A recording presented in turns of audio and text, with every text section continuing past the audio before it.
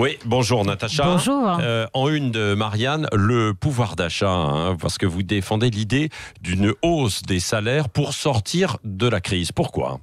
Alors évidemment, quand on parle d'augmenter les salaires, ça fait un petit peu, vous savez, vieille revendication, surannée, on ne tient pas compte des impératifs de l'économie, la compétitivité, le coût du travail. Et bien justement, en fait, le dossier qu'on a fait à Marianne, c'est pas un dossier social, c'est un dossier économique. Et ce qu'on met en avant, ce sont des chiffres, ceux de l'économie française, ce déséquilibre entre capital et travail.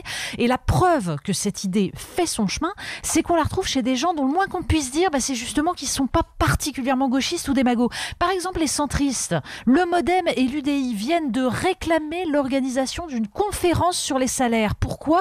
Parce qu'ils constatent, comme tout le monde, que Marine Le Pen a pris 10 points en 2 ans, qu'il y a une situation de blocage dont on ne sort pas. Mais augmenter les salaires, ça pourrait mettre en danger la compétitivité. Alors oui, c'est ce qu'on disait, ça c'est le réflexe qu'on nous a inculqué avec 40 ans de néolibéralisme. En fait, c'est pas comme ça que ça se joue, pas exactement. D'abord, la compétitivité française, elle s'est largement améliorée. Et puis, bien sûr, il y a des secteurs où les marges sont faibles, où les patrons ne peuvent pas augmenter les salaires, mais c'est pas le cas partout. Et en fait, on a calculé les évolutions entre 2013 et 2018.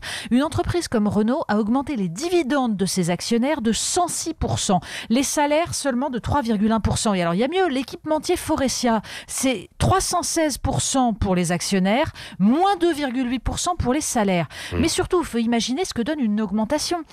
C'est un regain de confiance, donc c'est une hausse de la consommation, donc une machine économique qui repart, surtout si les gens consomment du Made in France. Ce sont des cotisations sociales qui rentrent et donc des comptes sociaux qui sortent du rouge. Oui, mais on ne peut pas augmenter tous les salaires, Natacha Polony.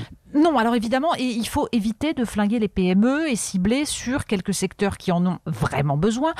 Et là, on a analysé les cas de figure. En fait, il y a d'abord les métiers d'intérêt général. Les infirmiers, les professeurs, en France, sont largement moins payés que dans les autres pays d'Europe. Ensuite, il y a les métiers sous-payés parce qu'ils sont mal considérés. Aide à domicile, assistante maternelle, manutentionnaire, il y en a plein d'autres.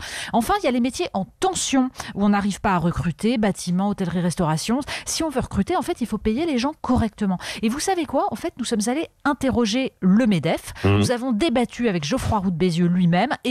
On sent que même là, il y a une envie de sortir de l'austérité et de réformer un capitalisme qui commence sérieusement à délirer. Alors c'est le moment et tout le monde y gagnera. Merci.